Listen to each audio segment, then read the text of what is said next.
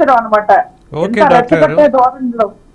Yes, అలాగే మా Guntur correspondent Srinivas కూడా సిద్ధంగా ఉన్నారు. గుంటూరు జిల్లా మొత్తం పల్నాడు ప్రాంతం అక్కడ జరిగినటువంటి సంఘటనలను తనే డైరెక్ట్గా అక్కడ తెలుసుకొని అలాగే వాళ్ళను కలుపుకొని సమాచారం సేకరించి చెప్తున్నటువంటి విషయాలను ఒకసారి విందాం. శ్రీనివాస్ సార్.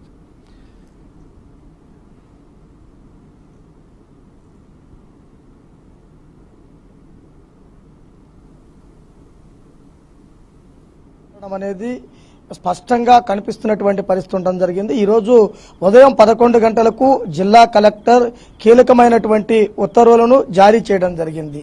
పల్నాడు జిల్లాలో 7 నియోజకవర్గాలకు సంబంధించి కూడా 144 సెక్షన్ అమల్లో ఉంటుంది. అలానే షాపులు, వ్యాపార సముదాయాలకు సంబంధించినటువంటి షాపులు పూర్తిగా మూసివేయాలి. ఈ విధంగా 3 రోజుల పాటు కొనసాగుతుందంటూ కూడా స్పష్టం చేసినటువంటి పరిస్థితి కూడా ఉండడం జరిగింది. అంటే ఎన్నికలు అయిపోయిన తర్వాత పల్నాడు జిల్లాలో 144 సెక్షన్, అలానే పగలు టైము రాత్రి టైం లేకుండా అత్యవసర విభాగమైనటువంటి మెడికల్, పాల బూతులు తప్ప మిగిలిన వ్యాపార సముదాయాలు మూసివేయాలంటూ కూడా ఉత్తర్వులు జారీ చేసినటువంటి పరిస్థితి. అయితే పల్నాడు జిల్లాలో జరిగినటువంటి హింస చూసినట్లయితే గనక మొదట నషాపేట నుంచి ప్రారంభమయ్యి మాచర్ల దాకా పాకినటువంటి పరిస్థితి ఉండడం జరిగింది. నషాపేట నియోజకవర్గంలో ఎంపీ అభ్యర్థి శ్రీకృష్ణదేవరాయలకు సంబంధించిన వాహనాలను ధ్వంసం చేయటము, తర్వాత అరవింద్ బాబు ఎమ్మెల్యే అభ్యర్థిగా ఉన్నటువంటి అరవింద్ బాబు వాహనాలు, అరవింద్ బాబు ఇంటిపైన దాడి చేయటము. దాని తర్వాత చూసుకున్నట్లయితే సాయంత్రం సమయంలో ఎమ్మెల్యే అభ్యర్థిగా ఉన్నటువంటి గోపిరెడ్డి శ్రీనివాస్ రెడ్డి హాస్పిటల్ పైన కూడా దాడి జరగటము, వాటికి సంబంధించినటువంటి అదుపులో తీసుకురావడానికి పోలీసులు గాలిలో రబ్బర్ బుల్లెట్లు కాల్చినటువంటి పరిస్థితి దాకా నషాపేటలో వెళ్ళటం జరిగింది. జిల్లా హెడ్ క్వార్టర్ గా ఉన్నటువంటి నషాపేటలో స్వయాన ఎస్పీ ఉన్నా గానీ అక్కడ ఇంత విధ్వంసము, ఇంత దాడులు జరిగిన తర్వాత ప్రతి ఒక్కరూ చర్చించుకున్నటువంటి పరిస్థితి ఉండడం జరిగింది. అసలు ఎన్నికలు అయిపోయిన తర్వాత ఎందుకు ఇలా జరుగుతుంది, ఎవరు ఎటువంటి భయంతో ఇలా చేస్తున్నారు, ఎవరు ప్రతికారేచ్ఛతో ఇలా చేస్తున్నారు, ఎవరు ఎందుకు ఆ గొడవను ప్రేరేపిస్తున్నారు అంటే ఎన్నికలు ప్రశాంతంగా ముగిసినా గానీ దాని తర్వాత మరలా గానీ రాత్రి 11:30-12 గంటల వరకు కూడా కార్లు ధ్వంసం చేయటము, కార్లను తగలబెడతాము, బైకులు తగలబెడము ఇటువంటి ఘటనలు నమోదైనట్లు కూడా పరిస్థితి జరిగింది. రాష్ట్రంలో పల్నాడు అంటేనే ఈ ఎన్నికలకు హాట్ టాపిక్ గా జరిగినాయని చెప్పడానికి కూడా ప్రత్యక్ష ఉదాహరణగా కనపడుతుంది. అలానే తర్వాత చూసుకుంటే గురజాల నియోజకవర్గంలో ఎన్నికలు అయిపోయిన తర్వాత తంగెడ గ్రామం మీద పడి తంగెడ గ్రామాన్ని తగలపెట్టిన విధంగా విధ్వంసం సృష్టించినటువంటి పరిస్థితి. ఊరుకు ఊరు అంటే అందుబాటులో ఉన్నటువంటి షాపులు, బైకులు, అలానే వారికి సంబంధించినటువంటి ఆస్తులను కూడా ధ్వంసం చేసినటువంటి ఘటనలు నమోదు కావడం జరిగింది. అంటే ఒక గురజాల నియోజకవర్గంలో ఆ విధంగా హింస ఉంటాము, అలానే నషాపేట నియోజకవర్గంలో ఈ హింస ఉంటాము. ఇవి కాకుండా మాచర్ల నియోజకవర్గంలో చూస్తే గనక ఇప్పటికీ ఈ రోజు కూడా మాచర్ల నియోజకవర్గంలో మాచర్ల ఎమ్మెల్యే అభ్యర్థిగా ఉన్నటువంటి శ్రీనివాసరెడ్డి ఏదైతే అక్కడ ఉన్నటువంటి పిన్నెల్లి రామకృష్ణారెడ్డిని పూర్తిగా గృహ నిర్బంధం చేసినటువంటి పరిస్థితి ఉండడం జరిగింది. అంటే పల్నాడు నియోజకవర్గాల్లో 3 వైసీపీ ఎమ్మెల్యే అభ్యర్థులుగా ఎవరైతే ఉన్నారో వారు 3 కూడా గృహ నిర్బంధం చేసినటువంటి పరిస్థితి కూడా ఏర్పడడం జరిగింది. మాచర్ల పరిసర ప్రాంతాల్లో దరిదాపుగా 6 నుంచి 7 ఈవీఎంలను ధ్వంసం చేయడం జరిగింది. కానీ అందులో నిక్షేపమైనటువంటి ఓటర్లు భద్రంగా ఉండడంతో రీపోలింగ్ అవకాశం లేకుండా పోలింగ్ జరిగినటువంటి పరిస్థితి ఉండడం జరిగింది.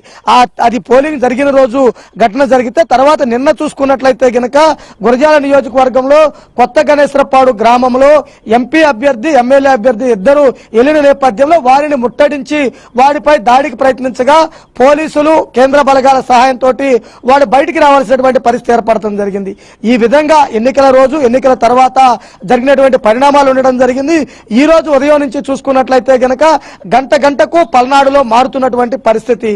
ఉదయం 9:30-10 గంటలకు 144 సెక్షన్ అని అమల్లోకి ఉత్తర్వులు రావటము, తర్వాత ఎమ్మెల్యే అభ్యర్థులుగా ఉన్న వారిని గృహ నిర్బంధం చేయటము, తర్వాత వాళ్ళ ఇళ్ల వద్ద బందోబస్తు ఏర్పాటు చేయటము, తర్వాత మధ్యాహ్నానికి చూసుకున్నట్లయితే గనక ప్రధాన ప్రాంతాలు మాచర్ల, గురజాల, దాచపల్లి, పిడుగురాళ్ల, సత్తనపల్లి, నర్సాపేట ఈ ప్రాంతాలన్నిటిలో కూడా వ్యాపారాలను స్వచ్ఛందంగా మూసివేసి పోలీసులకు సహకరించాలి, 2-3 రోజులు ఇటువంటి పరిస్థితులే ఉంటాయంటూ కూడా పోలీసులు చెప్పినటువంటి పరిస్థితి ఉండడం జరిగింది.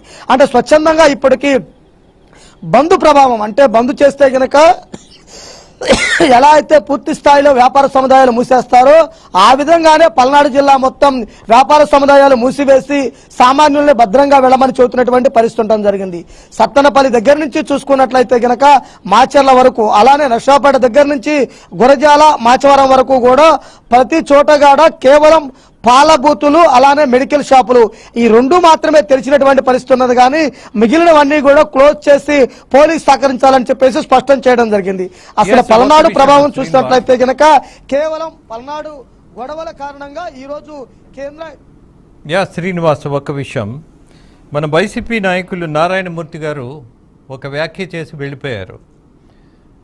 ఎస్సీ ఎస్టీ బీసీల మీద జరుగుతోంది దాడి, ముఖ్యంగా ఎంత దారుణం, ఎంత అప్రజాస్వామికం అని ఆయన చాలా స్పష్టంగా ఒక కామెంట్ చేసి వెళ్ళిపోయారు. నిజంగా ఎవరి మీద దాడి జరుగుతోంది? బీసీల మీద, ఎస్టీల మీద, అలాగే కులాలు చూసి దాడులు జరుగుతున్నాయా?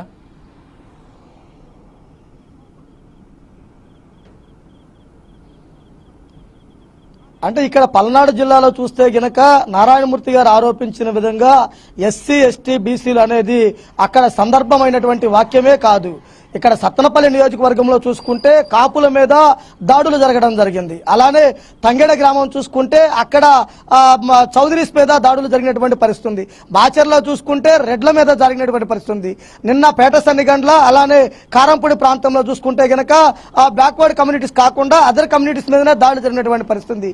కేవలం వైసీపీ పార్టీ ఆరోపించడానికి మాత్రమే ఎస్సీ ఎస్టీలని భరిస్తుంది. కానీ ఇప్పటి వరకు గాయాల పాలయ్యి హాస్పిటల్లో వైద్యం పొందుతున్న వారు అందరూ కూడా అదర్ కమ్యూనిటీస్, అంటే బ్యాక్వర్డ్ కమ్యూనిటీస్ అయితే గనక కాదని కూడా స్పష్టంగా చెప్పవచ్చు. అలానే మరొక విషయం మీకు ఒక వాస్తవాన్ని చూయిస్తా. చిత్తూరు జిల్లా పర్యటనలో నేను పులివర్తి నాని గారిని అక్కడ అభ్యర్థిగా, చంద్రగిరి నియోజకవర్గానికి టీడీపీ అభ్యర్థిగా ఆయన